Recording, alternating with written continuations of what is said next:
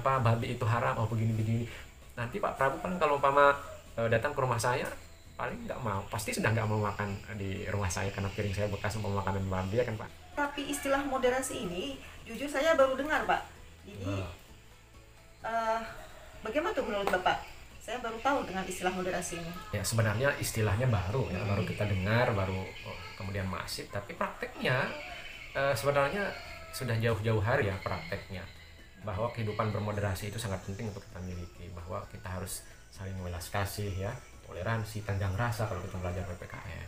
Dan ternyata itu akan baru bisa kita pahami sebagai sebuah keperluan manakala kita hidup di sebuah entitas sosial, bahwa kita termasuk bagian yang minoritas di situ. Katakanlah saya di Kalimantan Selatan tuh kan bukan orang Banjar ya, dan saya berangkat dari daerah yang berbeda, dari suku Sangat berbeda. suku Sasak.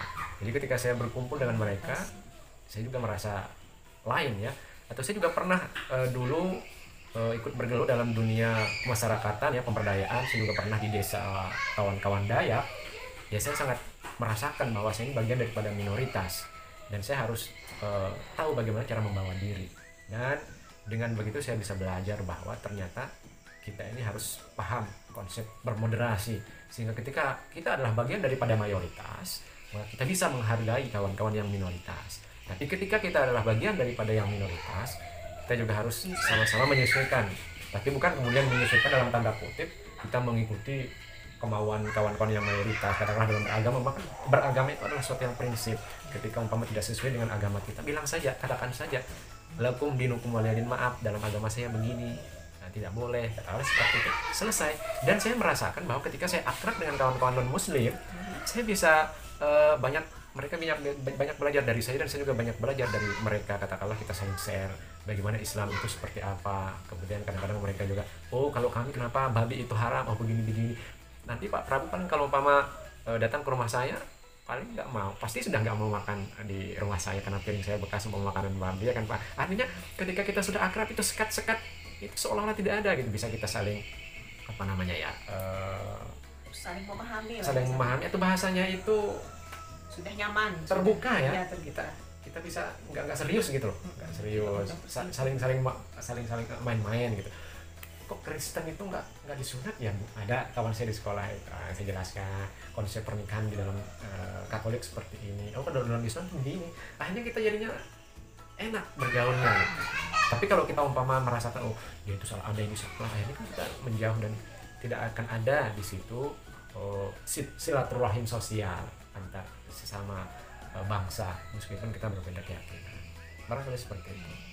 Kemudian pengalaman Anda sendiri, Bapak, apakah pernah merasa menjadi bagian pelaku radikalisme atau ekstremisme dalam tanda kutip maksudnya?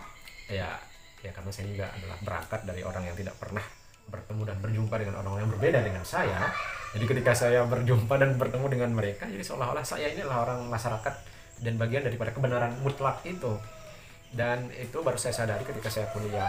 Bahkan saya dulu pernah juga berjumpa dengan kawan mahasiswa yang punya paham radikal ya, paham radikal bahwa Anda ini merusak atau meletakkan bom katakanlah di gudang bir yang belum jadi, baru dibuat pondasinya, kemudian orang lewat di situ, ada penjaganya, security-nya, ada anak-anak sedang main, lalu kemudian mereka meninggal, maka mereka itu mati syahid.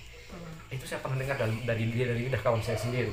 Nah, dan saya juga sedikit tidak percaya itu, dan saya juga pernah dipahamkan bahwa ketika orang melakukan amalan-amalan ini, maka amalan-amalan ini maka orang itu akan menjadi murtad, riddah, kafir, bid'ah dan sebagainya. Sehingga saya mengatakan, oh Anda ini bid'ah, Anda ini kafir, Anda ini murtad, Anda ini riddah dan segala Sangat mudah menjudge orang lain. Sangat mudah memberikan justifikasi, vonis kepada orang.